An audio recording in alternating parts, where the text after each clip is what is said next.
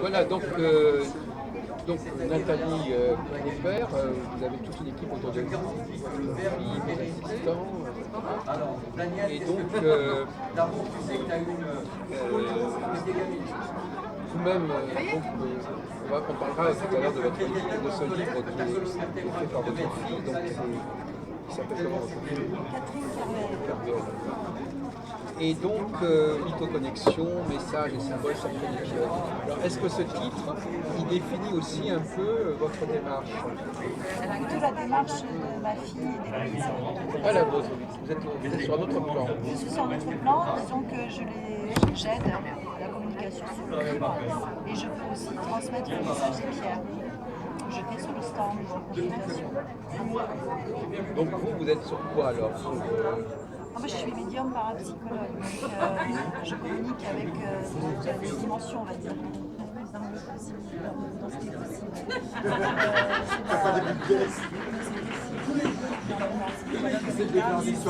Connexion avec l'âme incarnée.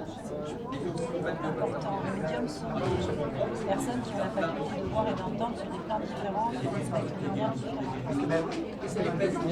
C'est-à-dire qu'on a un champ qui est humain, on voit la lumière.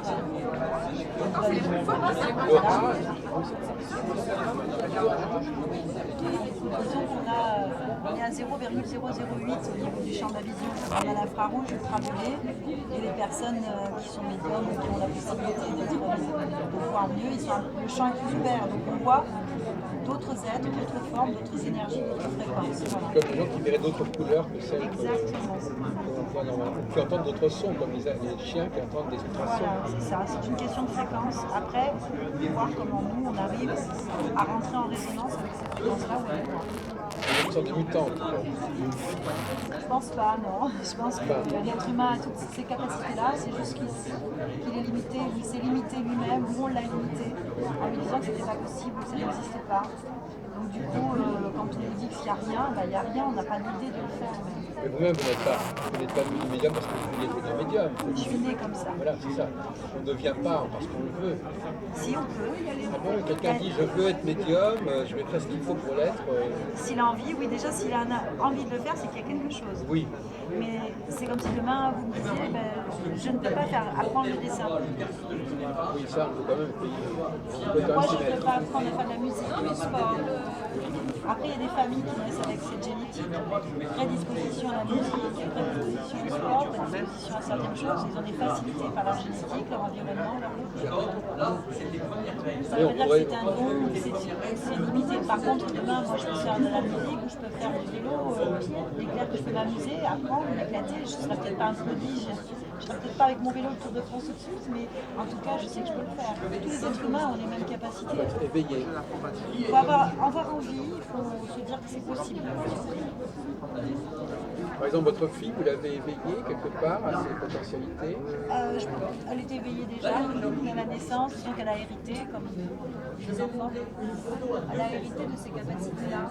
Et je l'ai laissé les exprimer. Je lui ai appris ce que je savais déjà, j'ai transmis des réponses. On a ouvert les champs de possibilités sur les connaissances pour pouvoir expliquer, parce que beaucoup de choses s'expliquent aujourd'hui. On n'est pas dans une magie. Oui, voilà, c'est ce qui est intéressant chez vous, c'est que vous avez une certaine exigence d'explication. Oui, j'aime bien que vous avez un langage plus ou moins scientifique. Je suis parapsychologue aussi. Moi, j'aime la recherche, j'aime la démonstration, j'aime pouvoir prouver ou qu'il puisse y avoir des faits. J'aime pas la croyance. Les théories, il faut qu'il y en ait, mais ça ne doit pas venir. Une théorie ne doit pas devenir une certitude tant qu'il n'y a pas une démonstration qui fait qu'elle n'est plus une théorie mais un fait. Donc vous êtes proche de certaines associations, certains la recherche. Voilà. Je ne sais pas comment ils s'appellent, il y en a deux ou trois qui sont importants. On a dans le monde, c'est vrai qu'en France, c'est un peu plus moins répandu, on est un petit peu en retard, mais dans l'autre partie du monde, c'est quelque chose d'accepté, des recherches sur la matière, sur l'esprit, par exemple l'esprit sur la matière, la psychométrie, la pensée, la méditation, la télépathie. Il y a beaucoup de choses qui s'expliquent, le magnétisme. Alors qu'est-ce qui actuellement, quelles sont les avancées au niveau de la mise en évidence de ce Vous avez des chercheurs, des professeurs dans les instituts, qui sont vraiment démontrés, par exemple, Donc, toi, cette genre Ah ouais, d'opinion, ça marche très bien. Il n'y a pas de souci. Je pense que vous voulez prendre rendez-vous. qui viennent de sortir une machine qui met une conscience, qui sort d'un corps. ça fait très longtemps qu'on parle beaucoup des Russes, Ils font énormément de même à l'époque choses. des sous-marins, ils communiquaient comme ça. Disons que l'information circule très mal en France au niveau des recherches et de ce qu'on a découvert. Après, pour celui qui se donne les moyens grâce à Internet, voilà, si on cherche une information, on peut la trouver. Disons qu'il faudrait dire aux gens aujourd'hui qu'il existe des avancées dans la science pour expliquer ce qui n'était pas hier explicable. On mettait dans du domaine de la croyance ou de la magie. Je peux avoir le flyer là. On peut expliquer pas mal de choses aujourd'hui. Maintenant, il reste encore tout un champ à découvrir, heureusement. Mais il ne faut pas se limiter, il ne faut pas se dire j'y crois pas. Je vais voir s'il y a une réalité derrière, je vois si moi-même je peux l'appliquer dans ma vie, comment ça fonctionne. Voilà. Il y a énormément d'avancées qui ont été faites dans la science. Oui. Qui explique ce qu'hier on n'était pas capable d'expliquer. On prenait pour une possession du diable, un truc de Dieu, ou quelque chose. Alors qu'aujourd'hui on sait qu'il y a une réalité scientifique et que ça se démontre, ça s'explique. Pour la parapsychologie, la voyance, la médiumnité et tout ce qui va avec, beaucoup de choses s'expliquent aujourd'hui. Oui, alors ça s'explique au niveau du subconscient, de l'inconscient. Ça dépend du sujet qu'on va étudier. On sait pour la psychométrie, la projection de conscience, on sait la modification de conscience, on sait comment le cerveau fonctionne au niveau des fréquences, comment la respiration peut modifier les fréquences et qu'on peut rentrer dans des phases de modification de conscience et atteindre des dimensions et des espaces différents.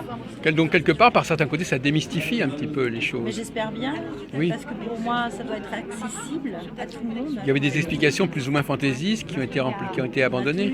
Comme les gens qui faisaient une crise d'épilepsie, on les prenait pour des gens possédés du diable. On a brûlé des gens qui disaient que la Terre n'était pas plate. Je veux dire, à un moment donné, les normes d'hier elles ne sont plus celles d'aujourd'hui. Bon, alors la question qui se pose, Nathalie Knepper, c'est par exemple tout ce qu'on dit à propos des guides, des gens qui n'arrivent à s'exprimer que parce qu'ils sont coachés de l'autre côté. Est-ce que tout ça, c'est peut-être un peu inutile d'avoir ce genre d'explication? Il faudrait arriver à ne plus chercher de l'aide extérieure à soi. Il faudrait Voilà. aller chercher son propre potentiel. Ça C'est ça. libérerait l'humanité. Mais on n'y est pas encore, mais on y travaille, je pense. Hein. En fin de compte, on va vers l'idée que c'est en nous-mêmes que ça se passe et qu'on n'a pas besoin d'être téléguidé de l'extérieur, c'est ça? Disons qu'on peut être accompagné. Quand même. Accompagné pour une histoire de fréquence, une histoire de compréhension d'où on vient, qui on est vraiment. Mais accompagné par des gens de notre monde ou Des êtres de notre famille d'âme, par exemple, Ah oui. ou des êtres qui sont sur la même fréquence que nous et qui vont nous rappeler d'où on vient, qui on est, se souvenir de nos connaissances et de nos mémoires antérieures, c'est important. Mais ces mêmes fréquences, c'est des êtres quand vous parlez des êtres, c'est ambigu. Ils C'est vivent des dans êtres, d'autres dimensions, oui. mais ce ne sont pas des êtres humains comme nous, ou ils ont une autre texture. Je ne sais pas très bien ce que vous voulez Ils dire. sont dans une autre dimension. Disons que les gens confondent les êtres. On peut être incarné dans d'autres races, d'autres Oui. formes, comme Oui. les animaux, les plantes et ailleurs. Hein. Moi, je sais par l'hypnose et par les communications avec les âmes qu'il existe d'autres races, d'autres êtres. On peut être des âmes aussi qui ne s'incarnent pas. Ils sont dans des dimensions où la matière n'est pas aussi dense, Oui. donc ils n'ont pas de corps physique. Ce corps ici, c'est notre véhicule de l'âme. C'est un véhicule parce que dans cette dimension-là, on a besoin pour que l'âme puisse évoluer, elle a besoin d'un corps, d'une voiture. Donc en fin de compte, on n'abandonne pas ces discours sur des êtres qui nous entourent, ça n'est pas abandonné. On ne les abandonne pas parce que c'est une réalité. Il existe énormément d'êtres dans les dimensions qui gèrent ce monde, qui sont dans une optique particulière. Enfin, on voit, il y a une majorité. Il y a aussi des personnes qui sont décédées, sorties des corps, qui sont sorties du véhicule, de la voiture, et puis qui restent autour. Alors quelles sont les idées qu'on aurait tendance à abandonner pour prendre le problème à l'envers, Nathalie? Alors, ce qu'on aurait tendance à abandonner aujourd'hui, c'est que on est tous égaux dans l'univers et dans les dimensions. Il n'y a pas de supériorité, d'infériorité de l'âme. Donc on abandonne l'idée d'inégalité ou d'égalité? On abandonnerait l'idée d'inégalité, de supériorité de l'âme ou d'infériorité de l'âme, il faut l'abandonner. Ah d'accord. Et il faut abandonner aussi l'idée de croyance. chercher à l'extérieur de soi, les yeux levés vers le ciel à attendre quelque chose, on ne verra jamais à l'intérieur. Retrouver son autonomie, savoir d'où on vient, pourquoi on est ici et où on va. Sortir d'un système qui nous limite quelque part et qui nous rappelle pas, on a perdu cette mémoire. Je pense qu'il faut aller chercher cette connaissance. Est-ce qu'on ne pourrait pas dire quelque part que il faut rester en connexion avec le visuel? C'est-à-dire, visuel aussi bien, enfin voir, ça ne veut pas dire que ce soit un visuel immédiat, mais je veux dire, il faut croire qu'aux choses que l'on voit, ou des êtres que l'on voit, et ne pas croire à des êtres qu'on ne voit pas. Je pense qu'il ne faut plus croire. Croire, c'est quelque chose d'emprunté. Oui. Donc, mais croire, ça ne veut pas dire que c'est une réalité. La réalité est illusion. Moi, je préfère ressentir, par exemple, que voir. Parce que voir, on peut me tromper. Le monde est rempli d'illusions. Oui, bien sûr. Donc, il faut plutôt apprendre à déchiffrer ce que l'on voit et à comprendre ce que l'on ressent. Donc il faut faire avancer sa sensibilité plutôt que son imaginaire. L'imaginaire crée la réalité aussi, donc c'est important. Il faut aussi savoir surtout comment on fonctionne, comment ce corps fonctionne, comment les réalités fonctionnent, comment l'énergie autour de nous fonctionne, pour pouvoir entrer en osmose avec, pouvoir l'utiliser. Créer sa réalité, c'est comprendre comment une pensée et une émotion peuvent créer immédiatement une réalité. Alors on va passer un peu à ce livre, pouvez-vous nous en parler un petit peu? C'est Lithoconnexion, messages et symboles sacrés des pierres. C'est Héloïse Gouzen et Catherine Caruel, donc ma fille, qui ont coécrit. Sont deux co-auteurs. Héloïse a fait les textes qui s'adressent au conscient et vous avez les symboles sacrés que Catherine a dessinés qui s'adressent à l'âme ou à la conscience infinie. En lisant les textes, pour illustrer les textes en quelque sorte? Disons qu'une pierre va transmettre un message, on va pouvoir lire ou entendre, et le symbole, c'est une autre langue, une langue de subconscient, va le percevoir autrement. C'est pour ça qu'on est énormément entouré de symbolique dans notre monde et dans notre société. Mais la symbolique ou la géométrie sacrée, c'est la même chose. Ça émet une fréquence, c'est un langage profond qui va s'adresser à l'âme ou à la conscience d'une autre façon, plus subtile et profonde. Donc, c'est un livre qu'on lit à plusieurs niveaux, qu'on ressent à plusieurs niveaux. Oui. Après, c'est chacun qui le vit. Donc, on choisit une pierre, on écoute son message. Donc, Héloïse écoute le message, elle le transmet. Et Catherine prend la pierre et va avoir le symbole qui va se révéler, qui pour elle est un extrait d'une langue. Il n'est pas complet. Ces symboles permettent de recharger les pierres, il y en a qui les utilisent pour agir en fonction des messages qui sont dans le livre. Voilà, chacun trouve son utilité. Il y en a qui cherchent le livre, qui vont le lire tous les jours, un petit message pour la journée. Ah oui, d'accord. Il y en a qui vont prendre des pierres et chaque pierre, ils vont les programmer pour avoir une action. La mission de vie de la pierre, voilà. Il y a énormément de possibilités. Ce qui est intéressant, c'est que les symboles aussi ont une action inconsciente dans notre vie, voilà, comme développer ou déclencher un souvenir, une émotion. Alors qu'est-ce que vous pensez? Alors je ne sais pas, il y a une personne dont on parle beaucoup actuellement, Daniel Briez par exemple. Alors lui, il n'arrête pas de parler des pierres. Les pierres, c'est un engouement. La lithomancie, enfin l'écoute des pierres, la voyance par les pierres, c'est une science ancestrale très vieille qui est encore pratiquée dans certains pays, qui est l'écoute des pierres. Ça a donné la lithothérapie, ou l'écoute des plantes. On a su comment fabriquer certaines choses ou quelle plante allait régler une certaine pathologie. C'est dû au fait que certains êtres, des chamans ou des personnes, entendaient la vibration de la plante, de la pierre, ils savaient exactement ce qui était bon ou pas. Cette science, elle revient parce qu'on retourne à des savoirs anciens aujourd'hui, qui s'étaient un peu perdus ou qu'on nous a fait oublier aussi. L'écoute des pierres, c'est de comprendre qu'on est en résonance avec tout, que ce soit avec une plante, un être humain, l'univers ou une pierre. On rentre en résonance et quand on rentre sur la même fréquence de quelque chose ou d'un être vivant, eh ben, cette connexion, elle révèle quelque chose au fond de nous, où elle va apporter quelque chose dans notre vie. Les pierres, elles ont une base en lithothérapie, un soin, un bien-être, elles règlent les choses, elles soulagent. Mais chaque pierre est unique, comme chaque être humain est unique. Pour un même problème, on n'aura pas besoin des mêmes outils. Est-ce que c'est la même chose, lithoconnexion et lithothérapie? Est-ce que c'est Non, autre? du tout. C'est pas la même chose, c'est ça? Non. La lithothérapie, c'est le soin par les pierres, elles sont classées. Telle plante ou telle pierre va soulager ou soigner telle pathologie. Alors que la lithoconnexion, c'est on choisit la pierre en fonction de ce qu'on ressent. Celle-là me plaît, pourquoi? Oui. Je ne sais pas. Et nous, on va vous dire pourquoi. Pourquoi vous l'avez choisie et comment elle peut agir dans votre vie à l'instant présent. C'est-à-dire que ça reflète non pas tellement l'état de la pierre, mais l'état de la personne qui choisit Exactement, la pierre. c'est une connexion qui s'établit. Ah oui, c'est ça, oui.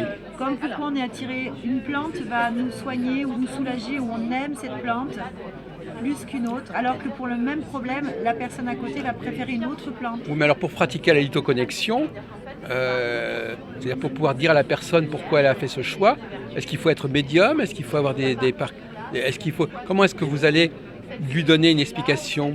Vous faites appel à quel savoir, quelle intuition? Alors l'intuition, le ressenti, et déjà c'est un outil qui va permettre aux personnes de comprendre comment elles fonctionnent. Parce que quand on vous dit les pierres parlent ou écoutez votre intuition, les gens se disent mais non, je ne sais pas comment faire. Pourtant, c'est le premier langage de l'être humain, l'intuition. Quand on arrive dans une pièce et qu'on passe une soirée, qu'on veut passer une soirée, quand on voit des gens qui font la fête et qu'on sait tout de suite que la soirée va pas être bien ou que c'est plombé, comment on le sait? C'est notre intuition. Quand on serre la main à quelqu'un et qu'on se dit je le sens pas ou je la sens pas, le cerveau va dire oh mais tu la connais pas. Voilà, on commence à rentrer dans des normes. L'intuition vous a donné la vérité. Alors, un médium, il fait quoi? Un être qui apprend à être médium ou à écouter son intuition, c'est quelqu'un qui va faire attention à son ressenti, à son premier ressenti. Et il va le figer, il va l'agrandir. Et en permanence, il va devenir de plus en plus fort. C'est la petite voix intérieure. Cette petite voix intérieure, elle rentre en résonance avec des fréquences qui l'entourent et elle peut le décoder si on y fait attention. Donc, par exemple, moi, je peux choisir. Si je choisis, de toute façon, vous n'êtes pas dans la lithoconnexion vous-même. Je ne suis pas dans la lithoconnexion, pardon. C'est Héloïse, donc, qui a coécrit ce livre, et Catherine, ma fille. Donc, comme on fait beaucoup de salons, elle dédicace le livre, on en parle, on explique. Mais vous ne faites pas choisir aux gens les pierres. Alors moi, je sais le faire. Disons que je sais le faire dans le sens que quand une personne choisit une pierre, peu importe qu'elle soit en bijou ou autre, Oui. je peux entendre la pierre. Je l'entends parce que je suis médium et que j'ai. Voilà, c'est ça qui est intéressant. Et je vais donc leur transmettre le message de la pierre à l'instant présent. Ce que ne peut pas faire le livre, en fait. Le livre, il parle des familles de pierres. Oui, voilà, c'est ça. Voilà. Mais chaque pierre est unique. On peut avoir des frères et sœurs, on est issus de la même Donc famille. vous faites donc vous êtes voyante sur les pierres aussi, quelque part. Oui, bien médium sûr, sur les pierres. Tout ce qui est vivant, tout ce qui a une fréquence, si on fait attention, on peut rentrer en résonance avec et on peut transmettre des messages ou parler, comme avec les animaux, les plantes, la nature. Donc dis-moi l'objet qui t'attire et je te dirai qui tu es.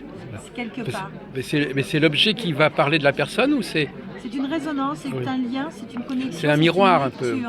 C'est aussi un langage subtil.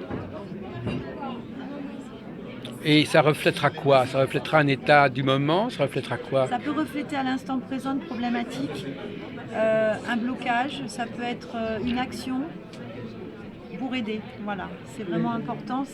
Ça doit dépendre de la personne, de sa vie, de tout ça. C'est vraiment, on ne sait pas, chaque être est unique. Donc à la limite, on peut prendre n'importe quel objet, une plante ou n'importe quoi en disant c'est ça qui me... Il faut que la personne arrive en disant cet objet me plaît, cet animal, cette végétale, cette forme me plaît. Et vous, à ce moment-là, vous pouvez déclencher quelque chose. Moi, je peux déclencher quelque chose, mais effectivement, le but étant que la personne se dise que si moi je le fais, elle peut le faire. Donc si on lui dit écoute-toi, pourquoi tu l'as choisi? Elle est tellement habituée à ne pas se poser de questions, à ne pas savoir, qu'elle ne réfléchit pas. Elle va dire dis-moi toi. Oui. Je viens vous voir parce que je ne sais pas. Mais si on leur apprend, on leur dit voilà, qu'est-ce que tu ressens à ce moment-là? Ça me fait tel effet, telle émotion. S'ils apprennent à s'écouter, ils y arrivent. Et donc vous auriez tendance à faire ça, à demander à la personne de parler à votre place en quelque Non, sorte. disons qu'au début, je leur montre. Quand même. Et si par exemple elles veulent apprendre, je peux proposer des ateliers, des séminaires D'accord. pour développer ses propres capacités. Parce que le but étant qu'on soit tous autonomes et qu'on retrouve cette créativité merveilleuse que nous avons tous. Vous n'êtes là que pour montrer le chemin à suivre en fait. Je l'espère, en tout cas, je ne suis pas seule. Merci beaucoup Nathalie.